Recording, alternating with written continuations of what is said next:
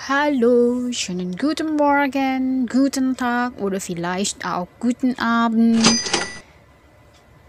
Jumpa lagi dalam pelajaran bahasa Jerman kali ini. Untuk kalian yang merasa materinya sudah banyak yang lupa, maka silahkan perhatikan video berikut ini.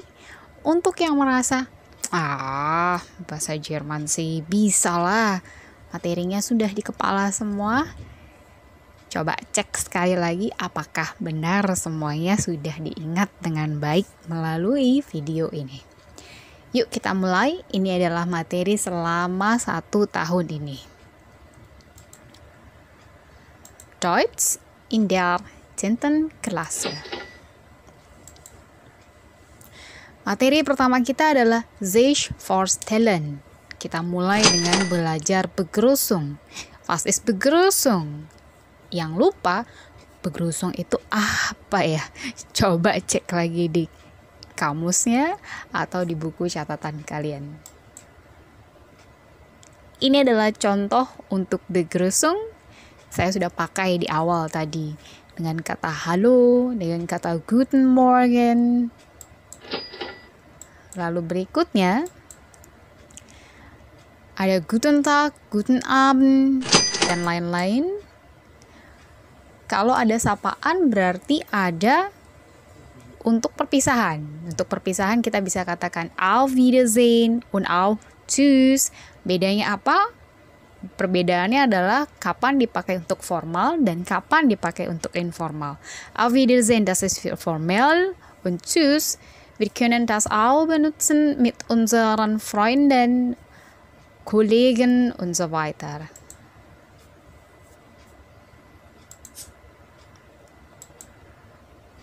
Aha, das ist Alphabet. Alphabet dalam bahasa Jerman, das ist ja einfach. Das ist ähnlich wie auf Indonesisch und auch auf Englisch. Kita mulai dari huruf A bis Z. Also es gibt dann A, B, C, D, E, F, G, H, I, J, K, L, M, N, O, P, Q, R, S, T, U, V, W, X, Y, Z. So ist das. Kalau ada yang masih ingat pakai lagu, itu juga bisa. A, B, C, D, E, F, G, H, I, J, K, L, M, N, O, P, Q, R, S, T, U, V, W, Q, R, S, T, U, V, W, X, X, Y, Z, O, W. Das ist das Ganze A, B, C. Itu yang kita lakukan waktu awal perkenalan materi alfabet. Dan selain dari alfabet, wir lernen auch über Umlaut. Es gibt 3 Umlaut auf Deutsch. Das ist Ü, U Umlaut, U yang ada titik 2-nya di atas itu adalah Ü. O yang ada titik 2-nya di atas dibacanya adalah Ö. Dan A yang ada titik 2-nya di atas, A umlaut, dibacanya adalah E. Selain itu kita juga belajar ada diphthong. Jadi kalau huruf dalam bahasa Jerman itu kan biasa, seperti bahasa Indonesia dan seperti bahasa Inggris. Tapi ada beberapa gabungan huruf yang nanti ketika dalam kata itu bunyinya akan berbeda sedikit. Seperti E dan I. Itu tidak dibaca E, melainkan dibacanya I. Zum Beispiel, dalam kata K-L-E-I-N. K-L-E-I-N itu tidak dibaca klein, melainkan dibacanya adalah klein. Begitu juga dengan EU, itu tidak dibaca EU, melainkan OI. Contohnya dalam kata bahasa Jerman, itu adalah Deutsch tulisannya, tapi dibacanya Deutsch.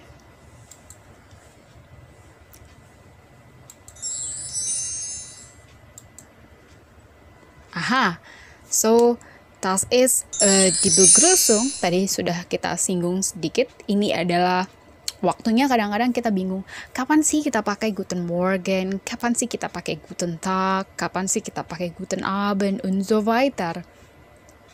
Intinya adalah yang paling berbeda, yang biasanya terjadi kesalahan ada di sapaan Guten Tag, Guten Abend. Also auf Englisch kennen wir auch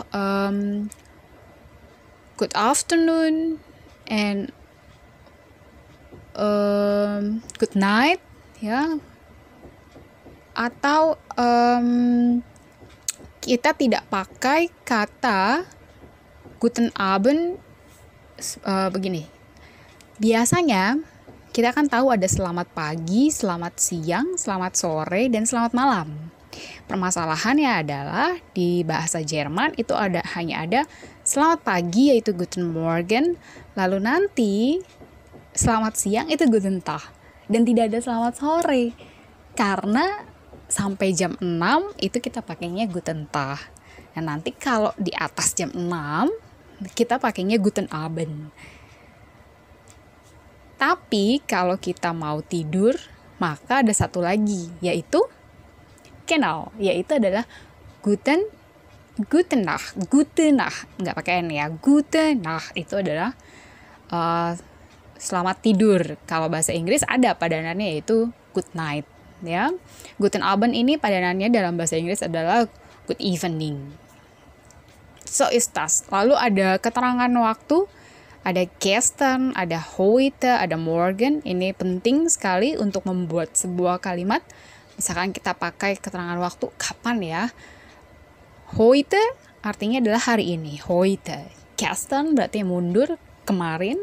Lalu morgen itu berarti besok, ya. Gestern, heute und morgen.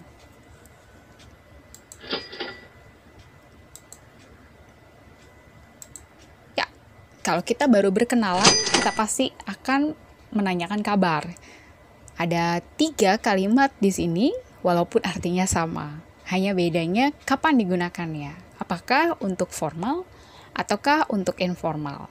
Wie geht es Ihnen itu dipakai untuk menanyakan kabar secara formal untuk orang yang dianggap dihormati atau orang yang baru dikenal. Wie geht es dir? Kita bisa pakai untuk teman, atau untuk keluarga, atau untuk orang yang kita tahu hubungannya sudah dekat. Oder dua-duanya bisa disingkat menjadi wie geht's? Jawabannya bisa danke gut, danke nicht gut, danke schlecht. Es geht mir gut. Es geht mir nicht so gut. Naja, es geht.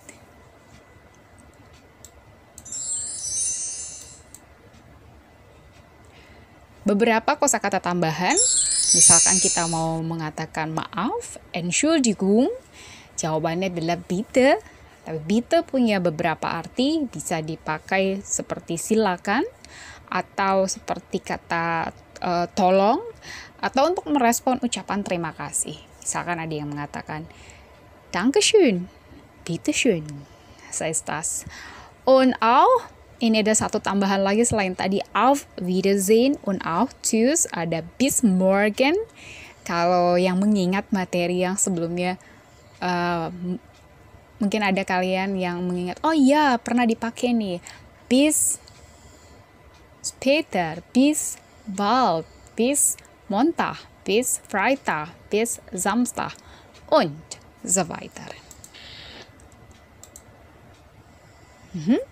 Begrüßung sudah, lalu kita lanjut ke sich vorstellen. Sich vorstellen adalah memperkenalkan diri.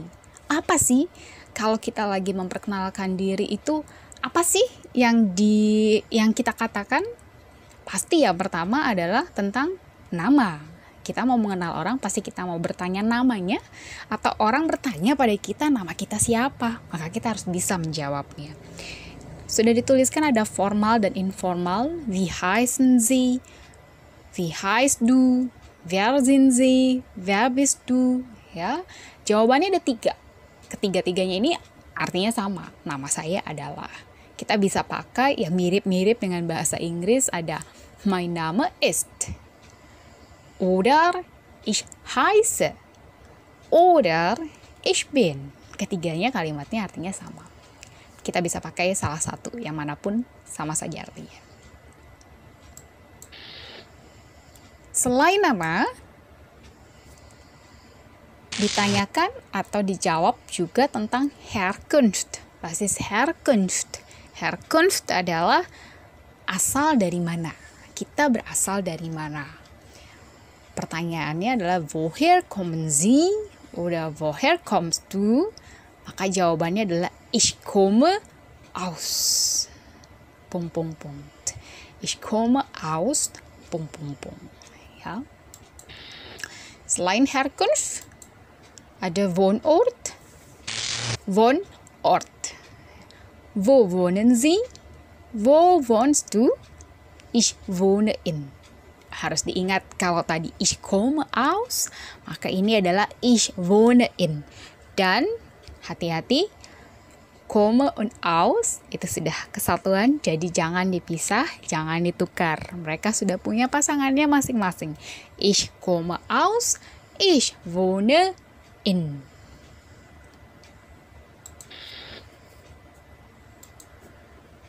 Alter.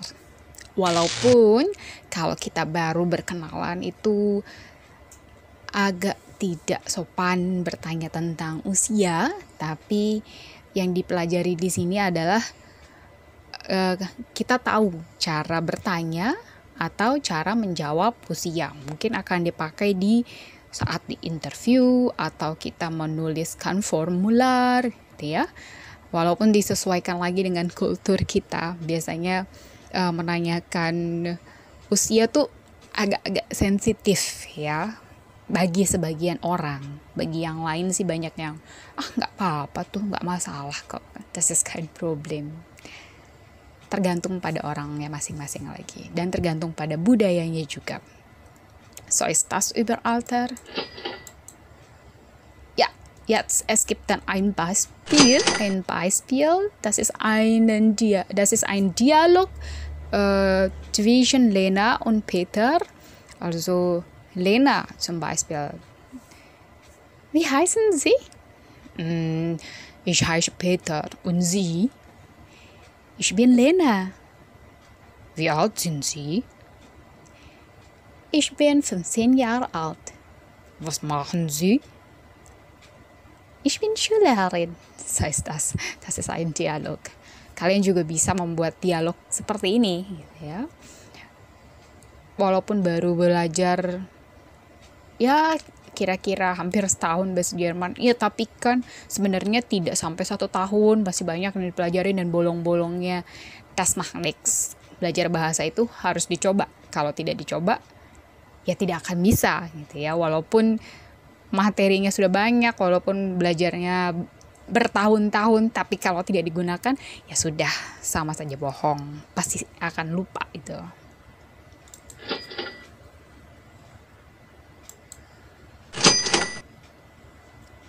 Genau, jetzt lernen wir über die Grammatik. Es gibt dann Personalpronomen. Kalau kita belajar bahasa, itu pasti yang penting adalah kita tahu kosakatanya. Saya, kamu, dia, dianya lelaki atau perempuan, kami, kita, kalian, Anda, atau mereka. Itu kita harus tahu. Di sini ada contohnya. Bahasa Jerman itu unik. Setiap kata kerjanya, setiap bertemu dengan subjek tertentu, maka dia akan berubah. Ada yang irregular, ada yang regular verbs. Untuk sein di sini ini termasuk yang irregular, sama seperti kata haben. Dia irregular, kata kerja yang bandel banget, ini bandel. Jadi dia tidak mengikuti aturan. Ich bin, du bist, er, sie, es ist. Wir sind, ihr seid, sie groß und sie klein sind. Tapi untuk kata kerja yang reguler, yang sebelah kanan, seperti kata common, itu sebenarnya punya patternnya sendiri. Ada plus E, ada plus ST, ada plus T, plus EN, plus T, plus EN. Tapi saya tidak menyarankan untuk menghafalnya dengan cara ish plus E, du plus ST, nine. Itu adalah cara yang salah. Cara yang benar adalah silakan dihafalkan subjek berikut dengan verbnya. Ich komme, du kommst, es kommt, wir kommen, ihr kommt, sie groß und sie klein kommen. Atau lebih bagus dalam kalimat. Ich komme aus Indonesien, du kommst aus Deutschland und so weiter. Ini adalah setiap kata kerja bentuk infinitifnya atau bentuk dasarnya biasanya berakhiran en. Kommen, trinken, wohnen. Tetapi ketika dia sudah mengalami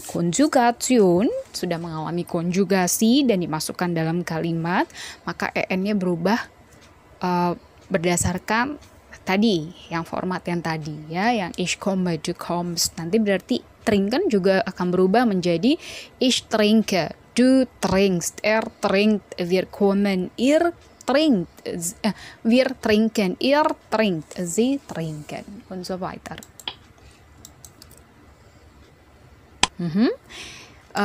Kita sempat menyinggung tentang formen sedikit ya, walaupun ini mungkin tidak terlalu difokuskan, tapi tetap belajar formen ini di awal-awal karena ini kosakata ya.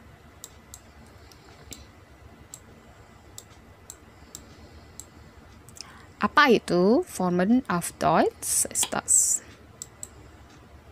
Ya, es gibt dann viele ya. Jangan langsung pusing melihatnya. Ya, bahasa itu dibiasakan saja. Bisa karena biasa. Jadi kalau melihat bahasa sulit, jangan langsung ditinggalkan. Itu tantangan. Ingat saja, jalan menuju puncak tidak pernah datar. Ada segitiga, das ist Dreieck. 3 sudut. Segitiga, ya. Viereck, segi 4. Rechteck, persegi panjang. Es gibt dann Rhombus, Trapezoid, Fünfeck, yang paling sering dipakai mungkin es gibt dann das Herz, das Oval, Stern, Kugel, Zylinder, Kegel, Pyramid, Kreis, Kreuz und so weiter. Atom, kita pasti bersinggungan dengan tanggal.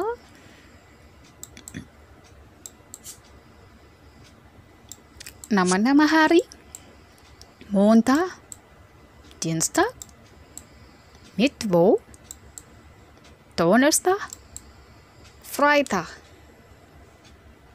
und Samstag,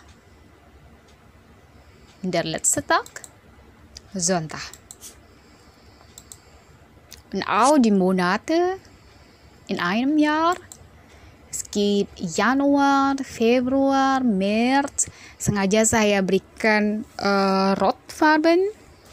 Warna merah ini menyatakan kalau ini sedikit berbeda atau banyak berbeda dengan bahasa Indonesia. Januar, Februar sebenarnya hanya dihilangin belakangnya saja ya, i-nya saja. März yang paling berbeda. Mai itu mirip dengan of English. Juli, August, bukan Agustus tapi August. September und Oktober und November, das ist gleich. Ya, terakhir adalah Dezember. Also nicht mit S, nicht mit C, sondern mit Z. Dezember.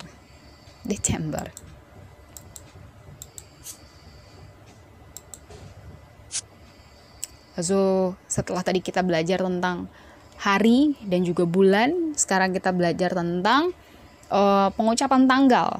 Pengucapan tanggal bukan berarti untuk menyebutkan tanggal ini beda sendiri ya, ada sendiri formatnya, tidak. Tapi untuk menyebutkan tanggal itu termasuk ke dalam ordinal challenge. Ya, jadi urutan Wie auf Englisch kennen wir auch first, second, third. So auf Deutsch es gibt auch dari satu itu sebenarnya kan ein, tapi untuk urutan kita menyatakannya erste. Kenapa di sini ersten? Karena kita pakai depannya preposisi am. Jadi kalau pakai am biasanya belakangnya sudah ten atau sten. Kapan pakai ten dan sten? Silakan diperhatikan untuk slide yang berikut ini. Ersten, zweiten, dritten, vierten, fünften, sechsten, siebten. Ingat, siebten, nicht siebenten. Ja? Achten, neunten, zehnten, elften, 12., 13., 14. und so weiter sampai ke 19. aber 20., 21., 22., 23. und 31. und so weiter. Apa formatnya? Apa peraturannya? Ada yang masih ingat? So, die Regeln. Ab 2 bis 19 benutzen wir am und ten. Ya, dari mulai 2 sampai 19 am plus ten. Ab 20 benutzen wir sten. Also am 21., am 25. Also man kann sagen tanggal 1 bulan Januari am 1. Januar. Oder bulannya juga kita nyatakan dalam urutan am 1. So ist das. Dua-duanya diubah menjadi Ordinalzahlen. Datum kann mit Zahlen geschrieben werden. Zum Beispiel 1. Juni. Am 1. Juni 1 titik Juni. Gunakan titik. Jadi untuk menuliskan angka yang merupakan urutan biasanya di sampingnya langsung ada titik. Itu membedakan kapan kita bacanya eins, kapan kita bacanya erste oder ersten.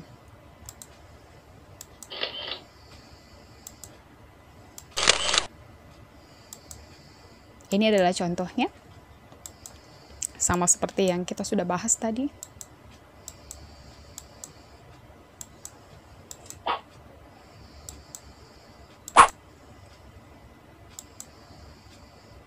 So, wenn es eine Frage gibt, saya akan pergi ke Jepang dari tanggal 6 Januari sampai 8 Januari. Ich werde nach Japan vom ... bis ...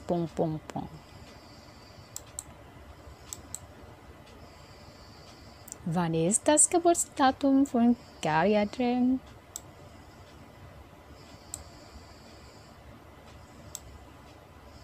Ini adalah 2 pertanyaan ya.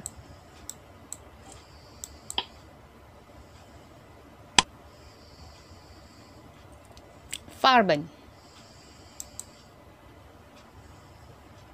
Es gibt lila, hell, dunkel, weiß, schwarz.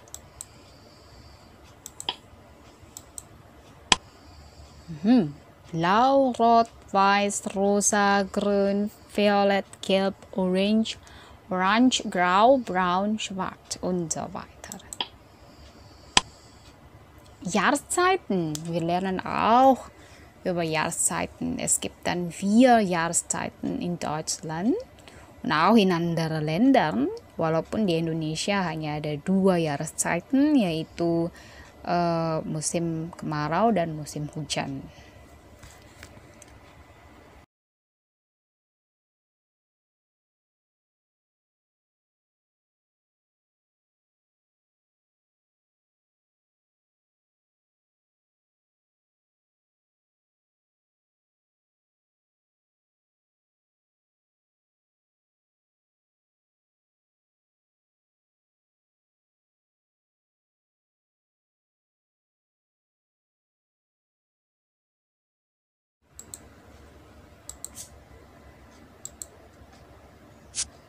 Hier sind die Beispiele für der Regen, das Gewitter und es gibt auch der Regenbogen, der Blitz.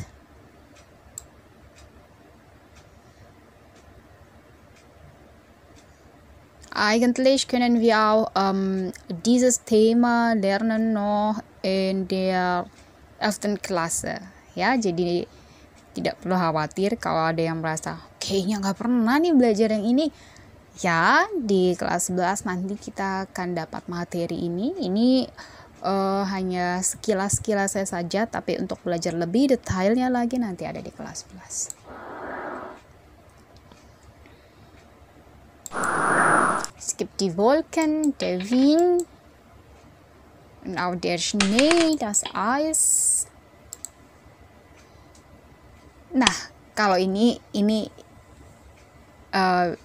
kalau ada yang lupa, memangnya pernah ya belajar di Numar di kelas 10? Waduh, das ist ein Problem, das ist ein großes Problem. Ya, karena di Numar kita memang belajar in der 10. Klasse. Wir lernen dann von 0.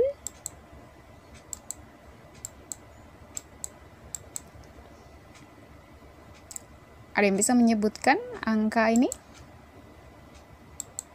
Genau, das ist 1, das ist 9 und auch 42 und genau 50.000.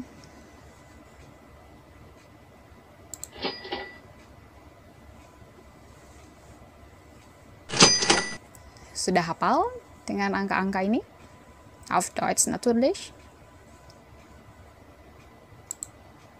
Genau, 1, 2, 3, 4, 5, 6, 7, genau 8, 9, 10, 11, 12, 13, 14, 15, 16, 17, 18, 19, 20,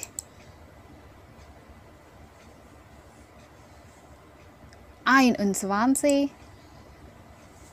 22, bis 27, 30, ingat, bukan 30, tapi 30.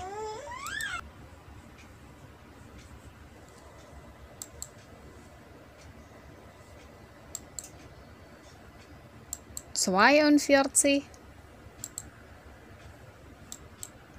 74, 89 und dann 100 und so weiter.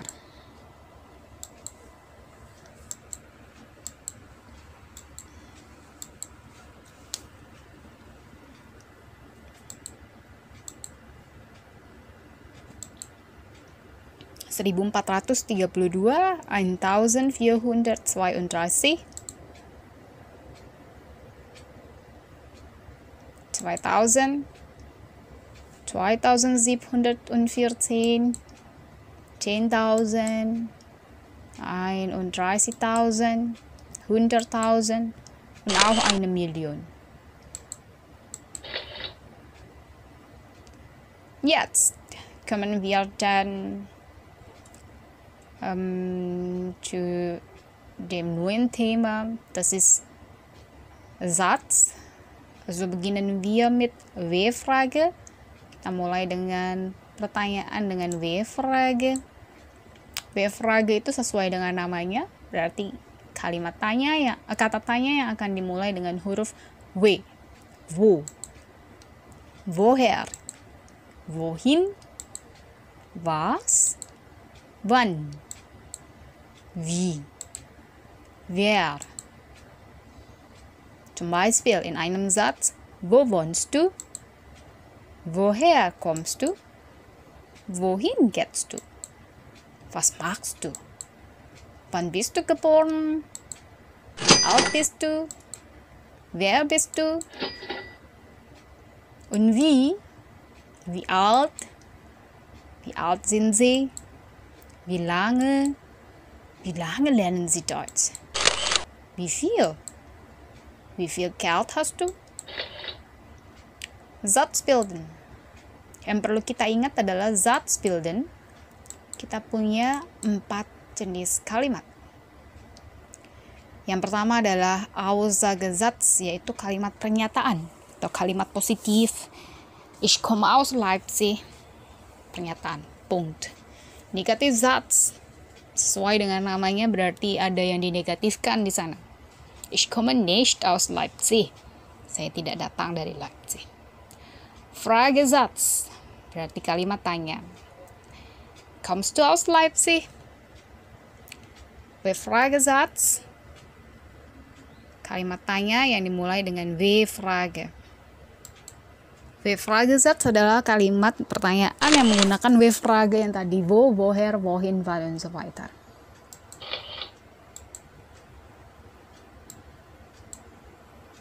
Ich bleibe in Aachen. Ich bleibe nicht. Bleibst du? Wie lange bleibst du? So ist das. Das wäre Deutsch in der 10. Klasse.